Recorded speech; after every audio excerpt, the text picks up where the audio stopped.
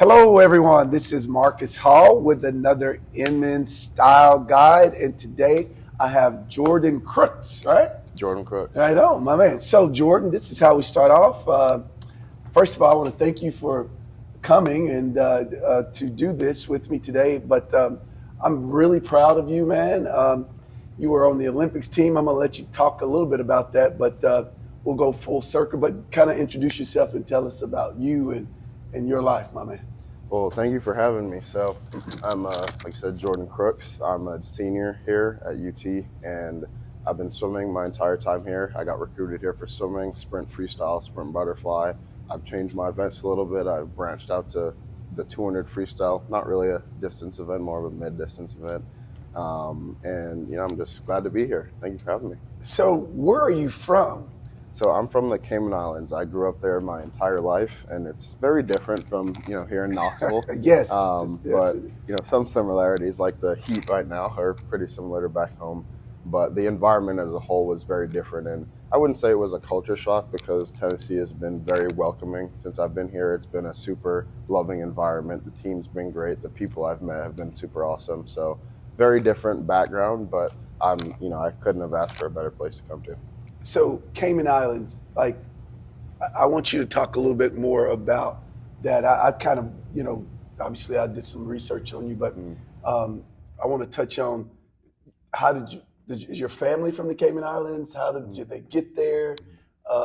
What does that look like on the day-to-day lifestyle? Like, because I know you just did some kind of free deep sea diving, right? You don't have a oxygen mask or any and you can hold your breath now for an hour. I mean, I'm sorry, a minute, a minute and 30 seconds or somewhere close to that, which is really cool. But just a day in the life in the Cayman Islands, what does that look like, man? So going back to how my family got there, both my parents are from Jamaica, and my grandmother took my mom and two of her siblings to Cayman a long time ago, very long time ago. She was a teacher, and she taught at a middle school in Cayman, and my dad moved there couple years after that. They met, got married, and then moved to the States. I was born in Texas along with my sister, but I grew up my whole entire life in Grand Cayman.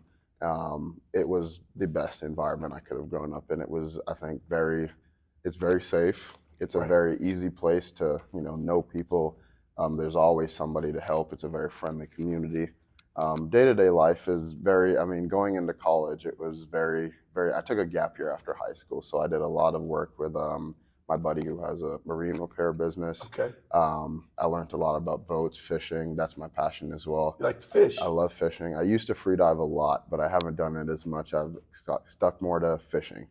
And I think that became my passion at about 14 or 15 is when I was like, oh, this is really fun. I kind of like doing this. And swimming and fishing were like my two things that I really stuck to.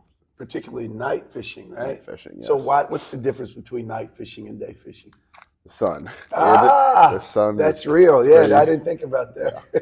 The sun is pretty brutal back home, and it's just a lot more comfortable to fish at night. It's more peaceful. You can, take a couple buddies out, go like 5 minutes offshore, anchor up, and just sit there till midnight pulling up fish, and burns less gas. And it's really fun. It's peaceful. It's really just a relaxing environment. Whereas a daytime fishing, when you're trolling and you're out there for hours, burning up in the sun, it can be kind of exhausting. No, I never thought about it like that. But yeah, it's got to be a whole lot better on your body and in general, more relaxing to fish at night.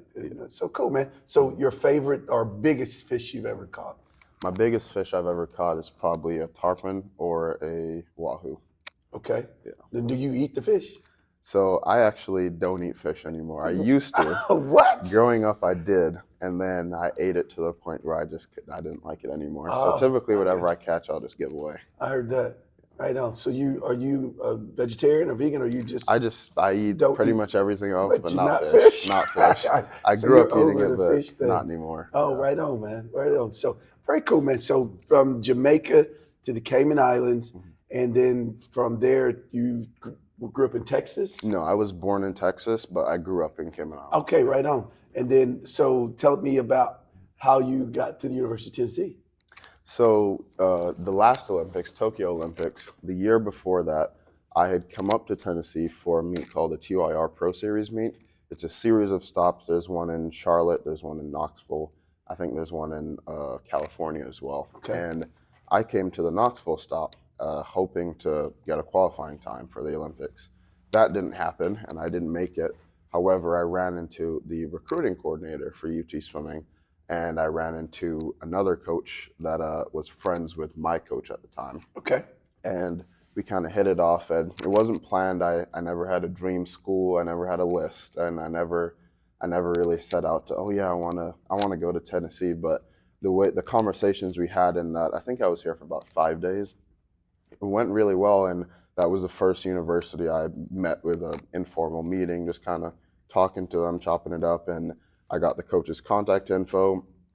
Went back to Cayman, and I was a little bummed about not making the qualifying time for Tokyo, but in that whole experience, I was able to get in touch with what would turn out to be my future coach Right on. here at UT, and I took a while to make the decision. I graduated high school and then decided to take a gap year, and during that gap year, I committed, and then I showed up in the fall, and I've been here for 3-ish years. So I have to state the obvious because this is with me.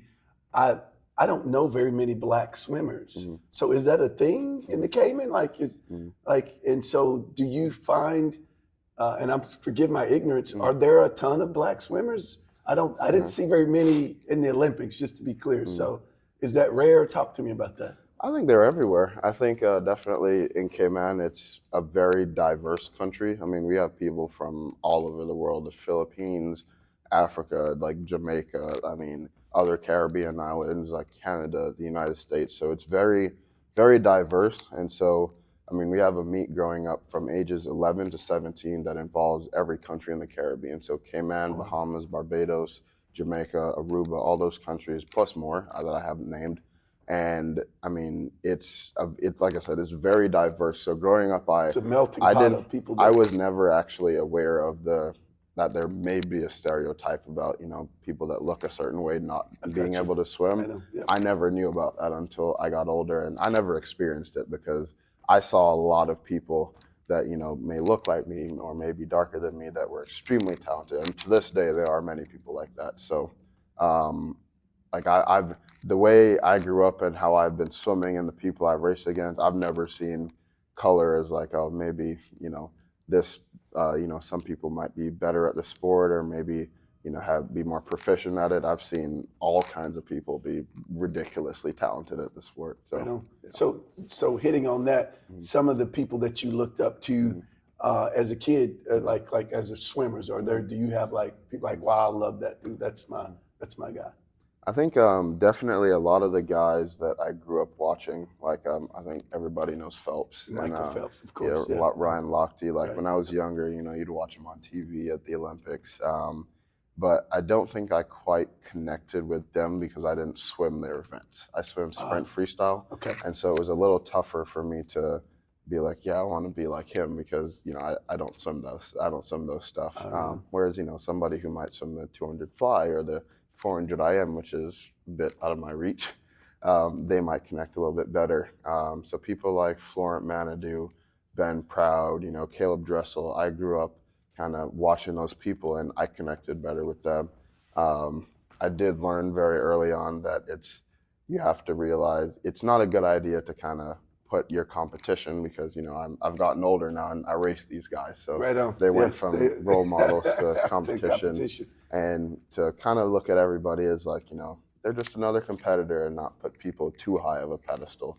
And it is really cool to go to Olympics and race guys like that, and they're all really good guys, very humble, down to earth, and it's cool to have come from watching them on TV when I was younger. I remember sitting in my living room during the London Olympics, the Rio Olympics, and obviously I was a little older by the Tokyo Olympics, but still watching these guys, stage by stage, and then now being able to get up there and race them. It was pretty cool. Yeah.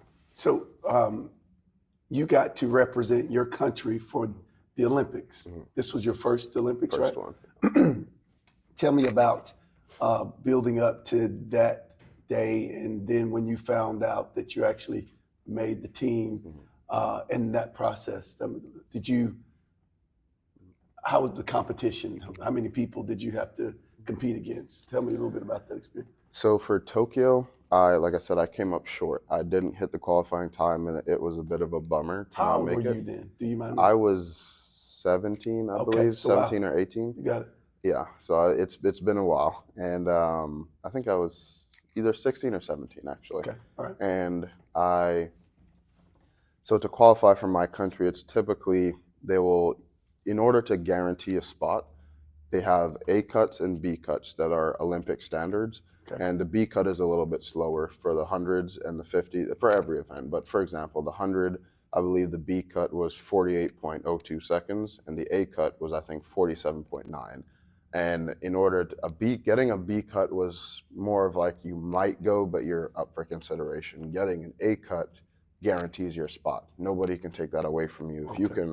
If you can swim the 100 freestyle, the 50 freestyle, which are my events, and you can hit that A cut, you can hit that B or hit that A cut in the 50, hit that A cut in the 100, you're set. Your spot is sealed. Nobody can take it away.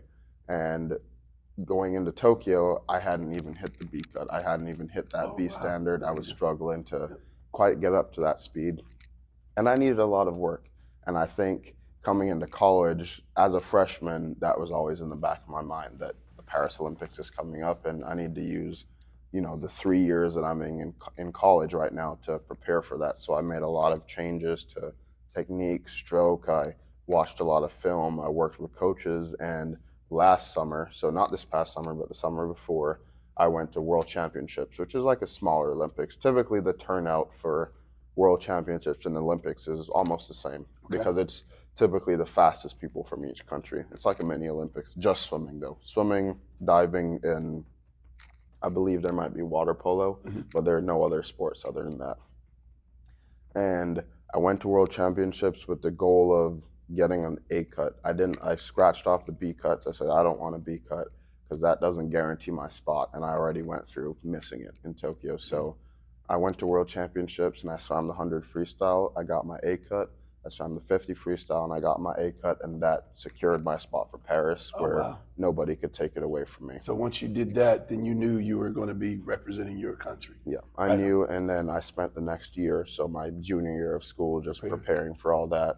And then I did a lot of long course training because here in college we swim short course yards, which is really, it's not comparable to long course meters. The Olympic size pool is 50 meters long.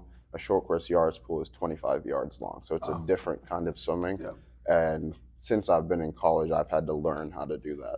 And I'm still not perfect at it. I still have a lot to learn, but I think I've come a long way from when I came in as a freshman. So going into Paris for the Olympics this year, what was that like when you? It was a good feeling. It felt I felt like I'd finally gotten to a point where I'd first of all made it to the Olympics, because that didn't happen in Tokyo, and it burned a little bit. It wasn't a great feeling to know that I'm trying and trying and trying, and I'm not quite getting there. But just grateful, just really grateful to be a part of it and be able to go out there and represent my country, because it's not every day that you get to go to the Olympic Games, and not everyone gets that opportunity. There are people I know who have tried really hard to get to that point and deserve to go more than anyone, and they weren't able to be there this year. So just really grateful to be a part of it. And every Olympic Games is a part of history, and this was a phenomenal Olympic Games, and I'm grateful again to have been a part of that Games, and just even been in that environment. Right on. So you're a competitor, so you race your races, and I know did you have like aspirations of winning? What were you thinking? Gold, silver, bronze? Or you would have been happy with anything? And then what is your mindset now after that? So I think going into meets like that, they're definitely really big, really fast meets. I mean, you have people from all over the world, and the best. These countries, the best. like you're saying, are sending the best. Like if you are at the Olympics, you're good. You're not just like you're great. You're pretty good if you're at the Olympics. And so I think going into my different events, I tried not to set specific time goals or specific placing goals. I just wanted to put forward the best swims I could that day, worry about prelims, and then try to get to semifinals, but not worry about semifinals in prelims. Like, let's deal with prelims first. If we get to semifinals, One step at a we'll time, tackle right? that, when we get there. But in the same breath, be really competitive and, fight to get into those semifinals and fight to get to that final. I only made one final. I swam 2 events. I made the semifinal in the 100, and I made the semifinal and final in the 50. And those were first for me. I'd never been to Olympics, never semifinaled, never finaled. So obviously you always want to be better. But I think it leaves more fuel to the fire for, whatever comes next, whether it's, this college season, whether it's maybe professional swimming after college, who knows? Yeah. So what is that's my next question. What's next? We're Now, what's the age like? So you're 22 now. The next Olympics will happen when you're 26. So do swim like, what's the age cutoff line generally when you say like I'm guys are like that's an old swimmer right there. Like what age is that generally? So it varies. The distance events, I feel like guys tend to be a little bit younger. However, the sprint events, what I swim, I've seen guys as old as 33, 34. Okay. I think the bronze medal in the 50 freestyle this past Olympics was 33 years old. Okay. And I think it's easier for guys at that age to specialize in just the 50 freestyle, Right, just a straight line dash, and just get it done. You put on a lot of muscle and train really just for speed and power. Okay. So it varies by event. Like my events, the 100 freestyle, I mean, the ages are all over the place. You have high 20s, you have 19-year-olds. Right on. So it's all over the place, but the 50 seems to be dominated by older guys. Okay. Yeah. Right on. So that's when you'll just basically focus strictly on swimming in that one particular event. And generally those guys are perfect. That's what they do. They're professional. Right Guys at this level are considered professional athletes. I mean, swimming is their job, their livelihood, and how they make their way. And they'll go to meets like World Championships, and every 4 cycles they'll do, or every 4 years they'll do, the Olympics and smaller meets like that. And I guess it's the equivalent of like your NBA championships or something like that. Right on. Well, cool, man. Yeah. So you're a Knoxvilleian now, the University of Tennessee. This is your junior year? Senior year. Senior year. So you're done after this year. Wow. Well, congratulations. Thank you. So this is MN Style Guide. So I have to kind of figure out talk about your swag. So you're from the Caribbeans, right? And so it's a warm climate place. So what's your day? And you're an athlete. So what's your day to day? What do you put on, man, when you want to put on? Yeah. So typically this is a daily outfit right here, that's your daily grind. I think when I was younger, I did not like dressing up at all. I like to just, if I could get away with wearing clothes like this everywhere, I would when I was younger. But as I got older and I got to college, and you have to dress up for certain events and functions, I started to enjoy it. And like last year, I went to like a banquet in New York, and it was awesome. I got to dress up a little bit and put on some cool clothes. I think my favorite way of dressing, fancy if you call that, is like one of those breathable kind of polo style shirts, but that European style, and then some khakis, some dress shoes, and I think I like to keep it simple, casual, cool. But for a guy who doesn't like to wear clothes. Yeah. Right on. So sneakers. Are you a sneakerhead? Is that something that you? I went through a phase where I was. I wore sneakers today for you because I was like, he's an athlete, so I'm gonna dress chill today. So here we go. I went through a phase where I was obsessed with shoes. It was bad. I had a pretty bad shoe addiction. I think I have a few nice pairs now that I'm very comfortable. You got rid of it. You got quality over quantity now. Okay, I like that. Where I'm at. So you a Jordan guy? Or you a Yeezy guy? Or you a? I like both. I have both actually. I think the Jordans look pretty cool. I think the Yeezys though are by far my most comfortable pair of shoes. Okay. They are I can travel all over the world in them, and they'll never hurt my feet. I heard that. I'm an Ultra Boost guy. Yeah. I can't. Jordans are too flat for me, and so I need comfort. I'm an old dude too, and I have flat feet, so I generally wear just Ultra Boost when I wear. So man, thank you, man. I appreciate you for taking out time to come and share your experience with us, man. And I'm uber proud of you, man. What you've done and your accomplishments, man. And I'm sure we will see you at the next Olympics because you'll get better and better. And I appreciate you for joining me today on Smart MN Style Guy. Thank you for having me. All right, it's a pleasure. Thank you.